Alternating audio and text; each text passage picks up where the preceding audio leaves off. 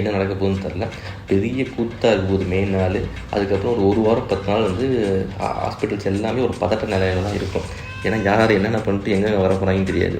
So அது மாதிரி ஒரு மனநிலையில் ரொம்ப அப்படி இருக்கானுங்க விஜயகாந்த்லாம். ஸோ மே 4க்கு அப்புறம் தான் இருக்குது ரியல் ஃபன்னே. ஸோ மே 4க்கு அப்புறம் உங்களை வச்சுக்கிறேன்டா அப்படின்னு திமுக, அதிமுக, நாம் தமிழ் கட்சிலாம் வெயிட் பண்ணிகிட்ருக்கு. மே 4க்கு அப்புறம் தானே நீங்கள் வச்சுப்பீங்க, அது வரைக்கும் நான் அவங்கள வச்சேன்னா சொல்லி இப்போ வந்து எல்லாரையும் வந்து உமிழ்த்துக்கிட்டு இருக்காங்க தாவேக்காயினர்.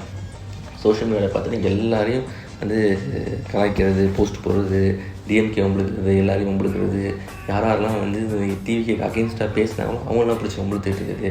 அப்புறம் வந்து விஜய் தான் சிஎம் ஆனதுக்கப்புறம் அவங்களாம் இருக்குடா அப்படின்னு சொல்லி மிரட்டுறது, இது மாதிரி பல வேலையில் வந்து தாவேக்கினர் ட்விட்டர்லேயும் ஆரம்பிச்சிட்டாங்க. ட்விட்டர் ஸ்பேஸ்லேயும் போயிட்டுருக்கு, இன்ஸ்டாகிராம்லேயும் போயிட்டுருக்கு, யூடியூப்லேயும் போயிட்டுருக்கு.